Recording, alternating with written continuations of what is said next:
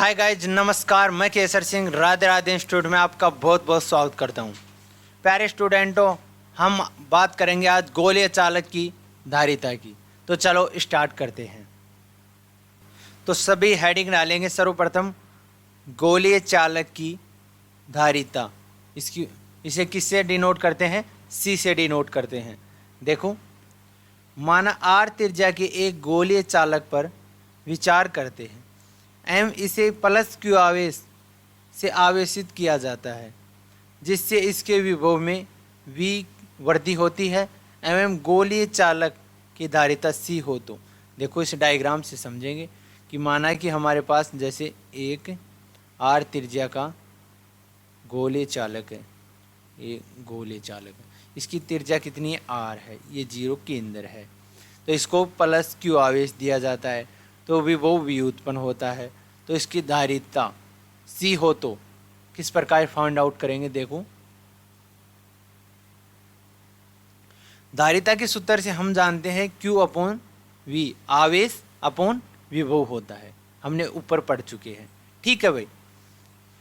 इसके बाद में गोलीय चालक पर विभव V हो। तो गोलीय चालक पर विभव V हो तो हम जानते हैं विभव की वैल्यू हम जानते हैं कि Q अपॉन R।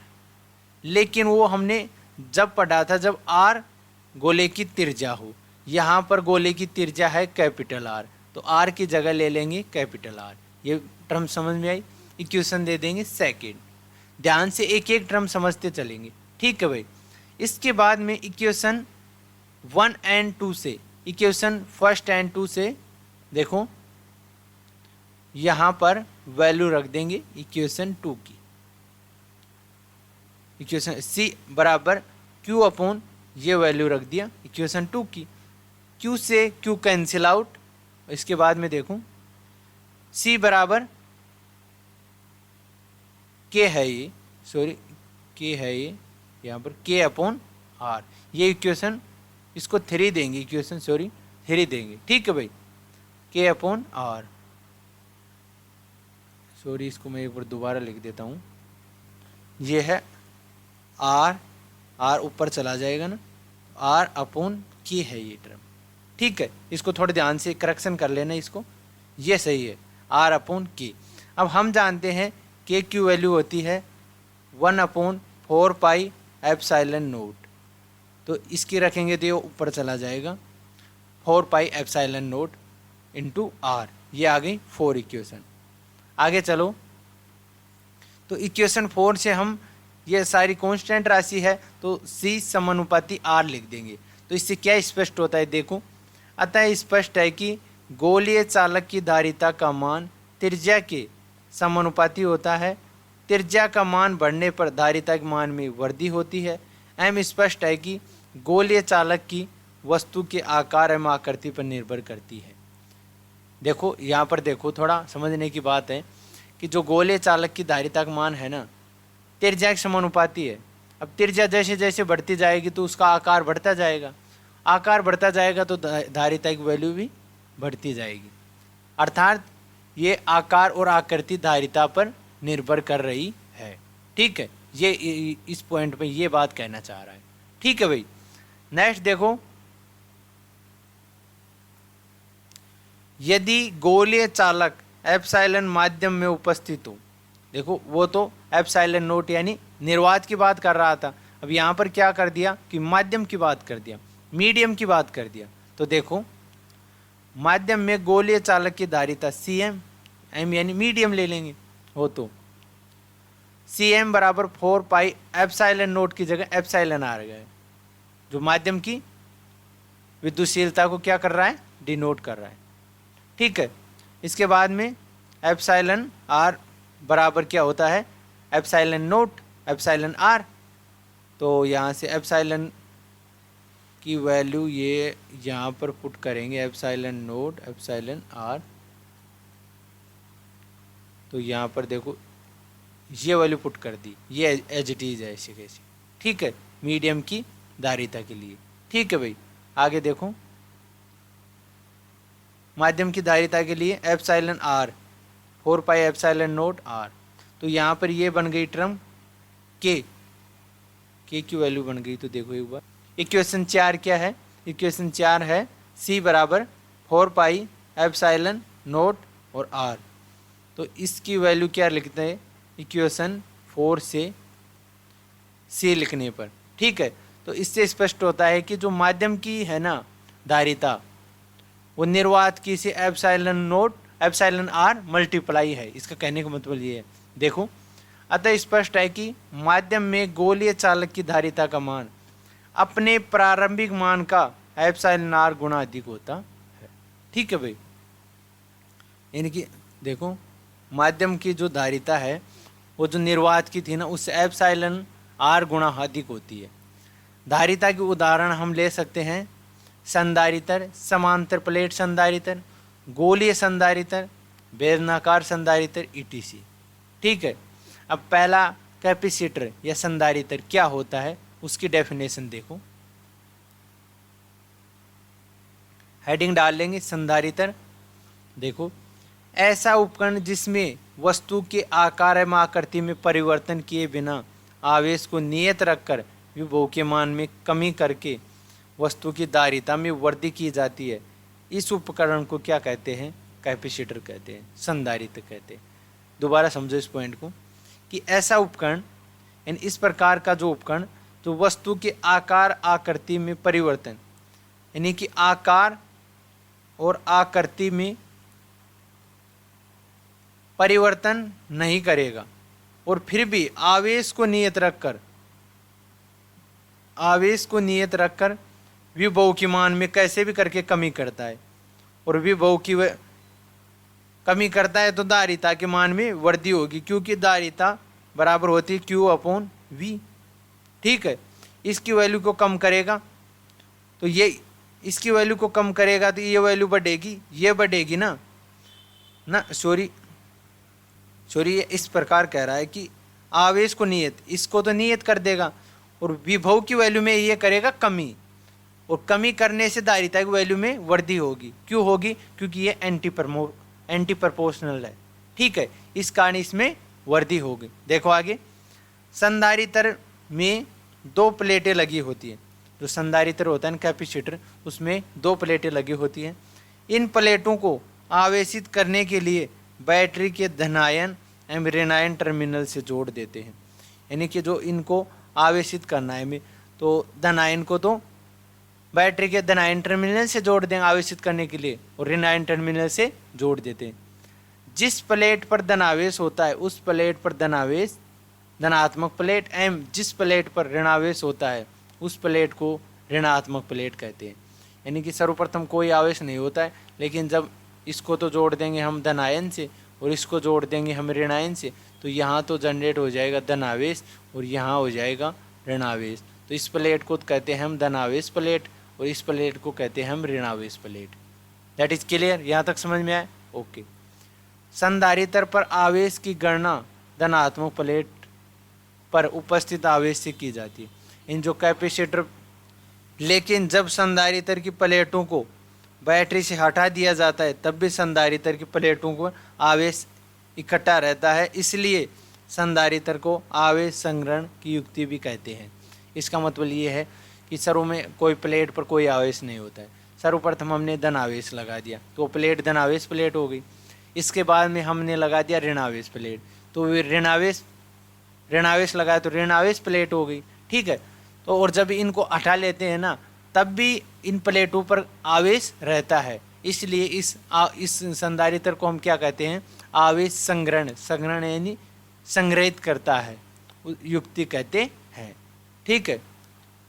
नेक्स्ट देखो संधारित्र का सिद्धांत, यानी संधारित्र का सिद्धांत किस प्रकार कार्य करेगा उसकी बात करेंगे।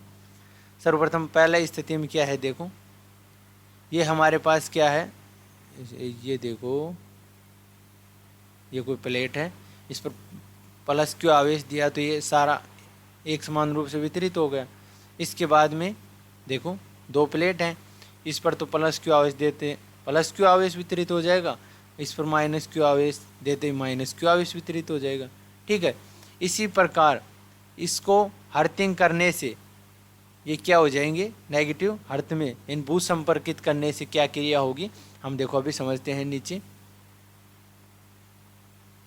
संधारित्र के सिद्धांत को समझने के लिए एक चालक प्लेट ए लेते हैं। जैसे ये चालक प्लेट ए ले लिया, जब इसे धन आवेश दिया जाता है तो यह आवेश चालक प्लेट एक समान रूप से वितरित हो जाए। तो इसे आवेश प्लस क्यू आवेश देंगे तो plus Q plus Q plus plus plus एक समान रूप से वितरित हो जाता है, जो ऊपर दर्शाया गया है। ये मैं समझाने के लिए यहाँ पर आपको समझा रहा हूँ, ठीक है। दूसरा देखो, चालक प्लेट ए के समीप समान आकार एवं आकृति की एक अन्य प्लेट बी को लाया जाता है, तो प्रेरण द्वारा आवेशन की घटना के फलस्वरूप चालक प्लेट बी पर प्लेट ए की ओर का भाग ऋण आवेशित हो जाता है। जैसे ये ए प्लेट है, ये दूसरी प्लेट है, तो इसके जो ये प्लस प्लस है ना, तो इसके जो इस वाला भाग है ना, इस पर माइनस माइनस माइनस जनरेट हो जाएगा। ये कहने का मतलब ये है। इसके बाद में देखो, इसके दूसरी ओर के भाग धनावेश आ जाता है, दूसरी ओर यहाँ पर पॉजिटिव पॉजिटिव पॉजिटिव आ जाता है। चालक बी पर उपस्थित ऋणावेश चालक प्लेट ए की विभव में कमी करने का प्रयास करता है। यानी ये जो नेगेटिव है ना, ये इसके जो प्लस पहली प्लेट पर आवेश है ना, उसको कम करने का प्रयास करता है, जिससे निकाय की धारिता में वृद्धि होती है। जिससे जो धारिता व्युत्क्रमानुपाती है 1/v, ठीक है। तो इसमें जितनी कमी होगी, इसमें इतनी क्या होगी, वृद्धि होगी। तो इसमें कमी आ गई तो धारिता में क्या हो रही है, वृद्धि हो रही है। जबकि प्लेट बी पर उपस्थित धनावेश चालक प्लेट ए की विभव में वृद्धि करने का प्रयास करती है, ठीक है, जिससे निकाय की धारिता में कमी होती है। अब चालक प्लेट बी के दूसरी ओर के भाग को नगण्य धारिता के चालक तार द्वारा भू संपर्कित, यानी उसको हर्थिंग कर देते हैं, ठीक है, जिससे चालक तार बी पर उपस्थित धनावेश उदासीन हो जाता है और प्लेट बी पर ऋणावेश शेष रह जाता है। क्योंकि हमें तो क्या करना है, प्लेट ए का जो विभव है ना प्लस प्लस, उसको कम करना है, जिससे धारिता की वैल्यू में वृद्धि आए। तो उसको तो भू संपर्कित कर दिया, जो प्लस था वो जो बढ़ा रहा था ना उसकी वैल्यू को, ए प्लेट पर प्लस को, उसको हमें कम करना है, इसलिए उसको भू संपर्कित कर दिया। आगे देखो, जो कि चालक प्लेट ए के विभव में कमी होती है, जिसके फलस्वरूप धारिता के मान में वृद्धि होती है। सीधी बात यह है कि जैसे एक प्लेट ये है, इस पर है प्लस प्लस, इसकी दूसरी प्लेट को पास लाएंगे तो इस पर हो जाएगी इधर तो ऋणावेश और इधर हो जाएगा धनावेश। अब ये ऋणावेश तो इसके प्लस वाले इसको ए वाले को कमी करेगा जिससे धारिता के मान में वृद्धि होगी। दूसरा कार्य है प्लस वाला इस प्लस को बढ़ाएगा, तो इसको हमें बढ़ाना नहीं है, तो इसलिए इसे भू संपर्कित कर देते हैं। इसका कहने का मतलब ये है इस थ्योरी का। और ये थ्योरी अपने आप अपन यानी स्वयं भी लिख सकते हैं, ठीक है भाई। इसके बाद में देखो एक क्वेश्चन देखो, संधारित्र के सिद्धांत को लिखिए। छोटा क्वेश्चन आ सकता है, तो उसे किस प्रकार लिखेंगे देखो। जब किसी आवेशित चालक प्लेट के समीप समान आकार एवं आकृति के अन्य भू संपर्कित प्लेट को लाया जाता है तो निकाय की धारिता में वृद्धि होती है। यही संधारित्र का सिद्धांत है। जैसे आधा नंबर का कोई क्वेश्चन आ जाए तो उसे क्या करेंगे, इस प्रकार आंसर देंगे, नहीं कि कंप्लीट करेंगे, ठीक है। इसके बाद में देखो संधारित्र के प्रकार। संधारित्र 2 प्रकार का होता है, 3 प्रकार का होता है। देखो संधारित्र कितने प्रकार का होता है, 3 प्रकार का होता है। पहला कौन सा है, समांतर प्लेट संधारित्र, दूसरा गोलीय संधारित्र और तीसरा बेलनाकार संधारित्र। तो हम सबसे पहले बात करते हैं समांतर प्लेट संधारित्र। तो सभी हेडिंग डालेंगे समांतर प्लेट संधारित्र। देखो इसकी डेफिनेशन किस प्रकार होगी कि ऐसा उपकरण जिसमें समान आकार एवं समान आकृति की 2 धातु की प्लेटें एक दूसरे के समांतर कुछ दूरी पर या अलग दूरी पर स्थित हो, तो इस प्रकार की युक्ति को समांतर प्लेट संधारित्र कहते हैं। यानी कि जैसे कोई ए प्लेट है, ये कोई ए प्लेट है जिसको प्लस क्यू आवेश दे रखा है, दूसरी प्लेट है ये प्लेट, ठीक है, जिसको माइनस क्यू आवेश दे रखा है, और विद्युत क्षेत्र की दिशा इस प्रकार है, ठीक है। इस प्रकार विद्युत क्षेत्र की दिशा है। ये विद्युत बल रेखा है, ऊपर से निकलकर नीचे आ रही है, प्लस आवेश से निकलकर नेगेटिव में संग्रहित हो रही है। इन दोनों के बीच में डी है दूरी, ठीक है। देखो भी इसे इस प्रकार भी समझ सकते हैं, जैसे कोई प्लेट ए है, ये प्लेट ए है, ये दूसरी प्लेट है, इनके बीच में दूरी डी है। देखो माना एक समांतर प्लेट संधारित्र पर विचार करते हैं, जिसकी प्लेटों का क्षेत्रफल, एक प्लेट का क्षेत्रफल ए है, इस प्लेट का क्षेत्रफल ए है, वह मध्य की दूरी डी है। ये मध्य की दूरी डी है, ये क्या है, दूरी डी है। ध्यान से समझते चलेंगे। इन प्लेटों को आवेशित करने के लिए इन्हें बैटरी के धनात्मक एवं ऋणात्मक टर्मिनल से जोड़ देते हैं। ऊपर हमने डेफिनेशन की थी कि सर्वप्रथम कोई आवेश नहीं होता है, लेकिन जब बैटरी से जोड़ते हैं धनावेशित प्लेट को तो धनावेश हो जाता है, और ऋणावेशित से जोड़ते हैं तो वहाँ पर प्लेट पर एक समान रूप से ऋणावेशित आरोपित हो जाता है। तो देखो, जिससे इसकी प्लेटों पर धनावेश प्लस क्यू व माइनस क्यू आवेश आ जाता है, एम प्लेटों के मध्य एक समान विद्युत क्षेत्र ई उत्पन्न हो जाता है, एवं इनकी प्लेटों पर पृष्ठ आवेश घनत्व रो उत्पन्न हो जाता है, जो क्रम से प्लस, यानी प्लस के कारण होगा तो प्लस रो, और माइनस पर होगा तो माइनस रो, प्लस पृष्ठ आवेश घनत्व हो जाता है, ठीक है। इसके बाद में देखो, अतः समांतर प्लेट संधारित्र के मध्य विद्युत क्षेत्र ई वेक्टर हो तो, विद्युत क्षेत्र ई वेक्टर हो तो देखो ई वेक्टर बराबर रो अपॉन एप्सिलॉन नोट। ये क्या है, पृष्ठ आवेश घनत्व है। ये क्या है, पृष्ठ आवेश घनत्व है। ये इसकी वैल्यू क्या होगी, क्यू अपॉन ए, आवेश अपॉन क्षेत्रफल, ठीक है।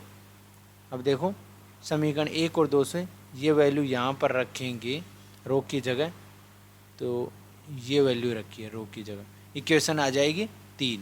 यहाँ तक समझ में आया, ठीक है। आगे चलो, यदि समांतर प्लेट संधारित्र के प्लेटों के बीच दूरी डी हो, अर्थात एक समान विद्युत क्षेत्र के लिए विभवांतर की वैल्यू क्या होती है, V बराबर ई डॉट डी, ठीक है, जो ये भी डिनोट कर रहा है। तो देखो यहाँ पर जो इलेक्ट्रिक फील्ड है ना, dV अपॉन क्या होता है, विभव अपॉन दूरी, ठीक है। तो ये इस प्रकार देखो, समीकरण 3 क्या है, V बराबर Q upon A epsilon note into D, यानी कि यहाँ पर रख दी है समीकरण 3 की वैल्यू, ठीक है, Q upon A epsilon note. ये इक्वेशन दे देंगे इसे 4। यदि समांतर प्लेट संधारित्र की धारिता C हो तो देखो क्या कंडीशन होगी, समांतर प्लेट संधारित्र C हो तो C बराबर क्या होता है, आवेश अपॉन विभव, आवेश अपॉन विभव, ठीक है। तो अब यहाँ पर देखो किसकी वैल्यू रखनी है, यहाँ पर रखनी है इक्वेशन 4। देखो मैं आपको रख के बता देता हूँ, C बराबर Q upon A epsilon note into D. Q से क्यू कैंसिल आउट, ये ऊपर चला जाएगी टर्म, ठीक है। तो देखो ए एप्सिलॉन नोट, क्यू से क्यू कट जाएगा ये, और ये डी नीचे आ जाएगा। यहाँ तक समझ में आया, ठीक है। अब नेक्स्ट देखो, इसे और हल करेंगे थोड़ा। C बराबर एप्सिलॉन नोट ए अपॉन में डी, ये सो ऐसे कैसे टर्म आ गई है कैंसिल आउट होके, जो कि समांतर प्लेट संधारित्र की धारिता का सूत्र है। यानी कि ये जो यहाँ से न्यूमेरिकल भी आता है, ये जो समीकरण नंबर 5 है, उस समांतर प्लेट संधारित्र की धारिता के सूत्र को क्या कर रही है, डिनोट कर रही है। इसके बाद देखो समीकरण 5 से हम जानते हैं कि ये क्या है, कांस्टेंट राशि है एप्सिलॉन नोट, ठीक है। तो देखो ये क्षेत्रफल और ये डी दूरी समानुपाती होगा। अब इसे क्या कह सकते हैं, अतः स्पष्ट है कि समांतर प्लेट संधारित्र की धारिता प्लेटों के बीच में जो क्षेत्रफल है ना ए, क्षेत्रफल ए के समानुपाती व मध्य की दूरी डी के व्युत्क्रमानुपाती होता है। यानी कि जो इससे समीकरण जैसे ए दे दें तो समीकरण ए क्या दर्शा रही है, जो समांतर प्लेट संधारित्र की जो धारिता है ना समानुपाती किसके है, प्लेटों के क्षेत्रफल के। यानी जैसे जैसे प्लेटों के क्षेत्रफल में वृद्धि होगी वैसे वैसे धारिता के मान में वृद्धि होगी। सेकंड पॉइंट क्या है कि उनके प्लेटों के बीच में दूरी जितनी बढ़ती जाएगी धारिता की वैल्यू उतनी कम होती जाएगी। तो जितनी कम दूरी होगी ना उतनी धारिता की वैल्यू बढ़ती जाएगी। इसलिए जो समांतर प्लेट संधारित्र के बीच में जो प्लेटों की जो दूरी है ना वो अल्प लेते हैं इसीलिए। ठीक है, क्योंकि हमें तो धारिता की वैल्यू ज़्यादा से ज़्यादा प्राप्त करनी है। ठीक है भाई, आगे चलो। एक नेक्स्ट पॉइंट है पैरावैद्युत पदार्थ की उपस्थिति में समांतर प्लेट संधारित्र का प्रभाव। यानी कि जो हमारे पास समांतर प्लेट संधारित्र है ना उसे पैरावैद्युतांक पदार्थ के अंदर रख दें तो क्या क्रिया करेगा, किस प्रकार उसका इलेक्ट्रिक फील्ड यानी किस प्रकार द्विध्रुवागुण क्या उसके व्यवस्थित होंगे। ठीक है, तो उसको करेंगे। देखो ये हमारे पास द्विध्रुवागुण यहाँ पर है प्लस माइनस माइनस प्लस, तो विद्युत क्षेत्र की अनुपस्थिति में हर की डायरेक्शन अलग अलग होगी, लेकिन विद्युत क्षेत्र की उपस्थिति में प्लस क्यू माइनस क्यू, तो इसकी डायरेक्शन इस प्रकार है। तो देखो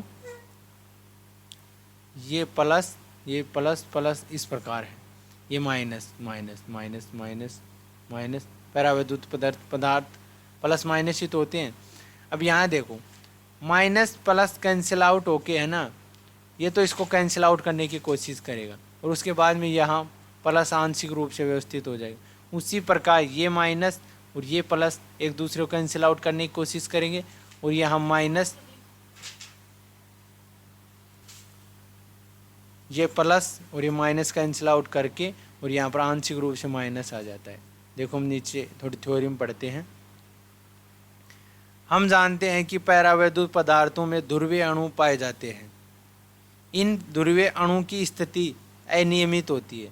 ध्रुवीय अणु यानी कोई प्लस माइनस इधर है कोई प्लस माइनस इधर है, तो हर की स्थिति क्या होती है, अनियमित होती है।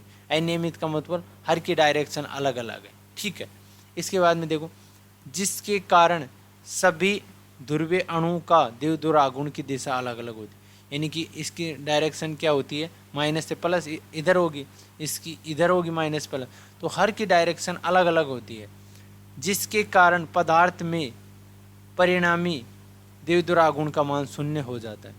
जिसके कारण जो पदार्थ में परिणामी द्विध्रुवागुण है, क्योंकि हर की डायरेक्शन अलग अलग होंगी तो टोटल लेगा तो कैंसिल आउट होके जीरो प्राप्त हो जाएगा। अब देखो अब इस पैरावैद्युत पदार्थ को समांतर प्लेट संधारित्र के मध्य रखा जाता है। यहाँ तो अनुपस्थिति में था, यहाँ पर रख रहे हैं संधारित्र को, समांतर प्लेट संधारित्र को। ठीक है, पैरावैद्युतांक पदार्थ के अंदर, जिसके बाद क्या क्रिया होगी देखो, जिससे आरोपित विद्युत क्षेत्र ध्रुवीय विद्युत क्षेत्र अणुओं पर बल आघूर्ण लगाता है। यानी जो इलेक्ट्रिक फील्ड है ना ई, वो ध्रुवीय अणु है ना उन पर बल आघूर्ण का मतलब उनको घुमाने की कोशिश करता है, जिससे यह ध्रुवीय अणु विद्युत क्षेत्र की दिशा में व्यवस्थित हो जाते हैं। यानी कि जैसे इस प्रकार है तो ये हो जाएंगे प्लस माइनस, इस प्रकार है तो ये हो जाएंगे प्लस माइनस इस प्रकार।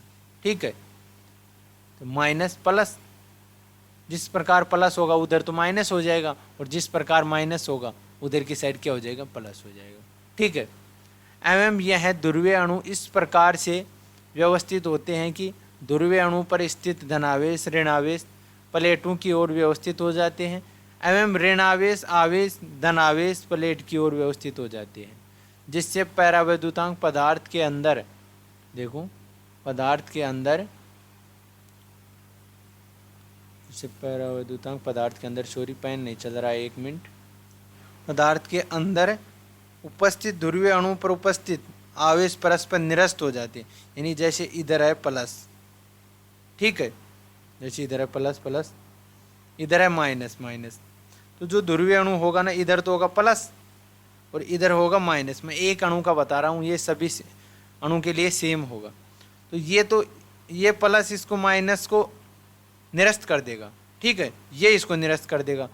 तो इसके बाद में केवल पैरावैद्युत पदार्थ के अंदर किनारों पर माइनस व प्लस रह जाता है, जो यानी कि इस प्रकार है ना, जो पैरावैद्युत पदार्थ, तो यहाँ तो रह जाएगा माइनस और यहाँ रह जाएगा प्लस, ठीक है, रह जाता है, जिससे पैरावैद्युत पदार्थ के अंदर वैद्युत क्षेत्र उत्पन्न हो जाता है, यानी कि ईपी वैद्युत द्विध्रुव आघूर्ण उत्पन्न हो जाता है, जिसकी दिशा आरोपित क्षेत्र ई वेक्टर के विपरीत होती है, जिससे परिणामी विद्युत क्षेत्र की तीव्रता ई डैश वेक्टर के मान में कमी होती है। क्योंकि डायरेक्शन विपरीत होगी ना, तो टोटल करेंगे ना, तो दूसरे के यानी कि ई पी वेक्टर को नेगेटिव लेंगे तो जो परिणामी विद्युत क्षेत्र की तीव्रता होगी उसमें क्या आ जाएगी, कमी आ जाएगी, जिसके परिणाम स्वरूप परिणामी विभव वी डैश के मान में कमी आएगी, जिससे संधारित्र सी डैश की वृद्धि हो जाएगी।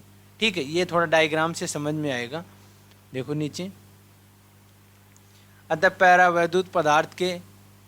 पैरावैद्युत माध्यम में परिणामी विद्युत क्षेत्र की तीव्रता ई डैश हो, तो देखो यानी कि इसकी डायरेक्शन तो है इधर और इसकी डायरेक्शन है इधर, तो इसको लेंगे नेगेटिव। समांतर प्लेट संधारित्र के मध्य विद्युत क्षेत्र क्या होता है, ई बराबर रो अपॉन एप्सिलॉन नोट, ठीक है, और ई पी बराबर पैरावैद्युतांक माध्यम के अंदर विद्युत क्षेत्र क्या होगा, ई पी, तो इसकी वैल्यू क्या हो जाएगी, रो पी अपॉन एप्सिलॉन नोट, रो की जगह पी ले लेंगे इसमें, ठीक है, सेम टर्म हो जाएगी। तो यहाँ पर इसकी वैल्यू रखी, ई डैश बराबर rho upon epsilon naught minus rho P upon epsilon naught. Epsilon naught यहाँ से बाहर निकाल सकते हैं, rho minus rho P, equation first दे देंगे इसे। देखो ये आ गई परिणामी विद्युत क्षेत्र की तीव्रता।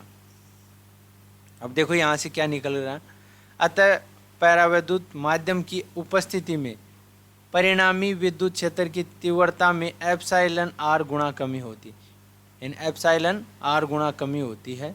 देखो किस प्रकार, ये डायरेक्ट टर्म हमें याद करनी है, ई डैश में कितनी कमी होती है, 1 अपॉन एप्सिलॉन आर, ठीक है, ये ई वेक्टर, तो ई वेक्टर की यानी ये वैल्यू यहाँ पर रखेंगे विद्युत क्षेत्र की, रो अपॉन एप्सिलॉन नोट, रो अपॉन एप्सिलॉन विद्युत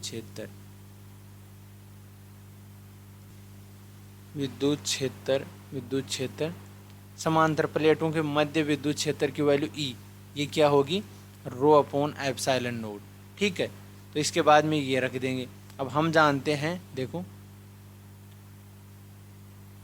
समीकरण 1 व 2 से यहाँ पर ई डैश की वैल्यू रखेंगे तो rho upon epsilon naught epsilon r, तो यहाँ पर एप्सिलॉन नोट कैंसिल आउट हो जाएगा, तो यहाँ आ जाएगी, देखो rho upon epsilon r rho minus rho p, या यहाँ से ऐसे भी निकाल सकते हैं, रो की वैल्यू निकालेंगे sigma minus sigma p upon epsilon r, ठीक है, ये यहाँ से सिग्मा पी भी निकल सकता है। ठीक है भाई, यहाँ तक कोई दिक्कत, ये टॉपिक हो चुका है। तो आज हमने क्या क्या पढ़ा है, देखो गोलीय चालक की धारिता जो सी समानुपाती क्या थी, आर, जैसे जैसे आर की वैल्यू बढ़ती जाएगी वैसे वैसे सी की वैल्यू बढ़ती जाएगी। पहला पॉइंट तो हमने ये किया था, ठीक है भाई, जो अच्छी तरह से समझ चुके हैं आप।